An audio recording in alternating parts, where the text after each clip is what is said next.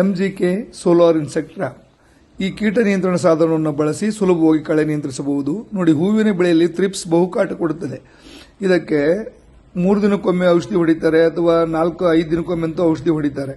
ಈ ರೀತಿ ನಾವು ನಮ್ಮ ಸೋಲಾರ್ ಇನ್ಸೆಕ್ಟ್ ಟ್ರ್ಯಾಪ್ ಬಳಸಿದಾಗ ಆ ಥ್ರಿಪ್ಸ್ನ ಅಪ್ಪ ಅಮ್ಮ ಹಾರಾಡ ಕೀಟಗಳು ಇದರಲ್ಲಿ ಬಿದ್ದು ಸತ್ತು ಹೋಗುತ್ತವೆ. ಥ್ರಿಪ್ಸ್ ಕಾಟ ಕಡಿಮೆ ಆಗುತ್ತದೆ. ಔಷಧಿ ಖರ್ಚು 60-70% ಉಳಿಯುತ್ತದೆ.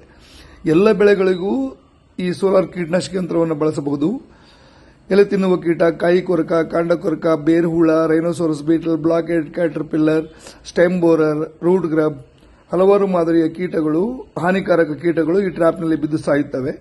ಎಕರೆಗೆ 1 ಯೂನಿಟ್ ಬಳಸಿದರೂ ಸಾಕು. ನಿಮ್ಮ ಔಷಧಿ ಖರ್ಚು 60-70% ಉಳಿಯುತ್ತದೆ. ರಾಸಾಯನಿಕ ಔಷಧಿ ಖರ್ಚು ಉಳಿಸಿದಾಗ ಮಾತ್ರ ನಾವು ಕೃಷಿಯಲ್ಲಿ ಗೆಲ್ಲಬಹುದು. ಇಲ್ಲದಿದ್ದರೆ ನಮ್ಮ ಆದಾಯದ 40% ಬರೀ ಆ ಕ್ರಿಮಿ ಕೀಟಗಳಿಗೆ ಖರ್ಚಾಗುತ್ತದೆ. ನಮ್ಮ ಆದಾಯವೂ ಕೂಡ ಕಡಿಮೆಯಾಗುತ್ತದೆ ಹಾಗೂ ನಮ್ಮ ಭೂಮಿಯಲ್ಲಿರುವ ಎರೆಹುಳುಗಳು, ಸೂಕ್ಷ್ಮ ಜೀವಿಗಳು ಸತ್ತು ಹೋಗುತ್ತವೆ. ಕ್ರಿಮಿನಾಶಕ ಹೆಚ್ಚು ಬಳಸಿದಂತೆಲ್ಲ ಅಧಿಕ ಕಾಯಿಲೆಗಳು ಮನುಷ್ಯನಿಗೆ ಕಾಡುತ್ತವೆ.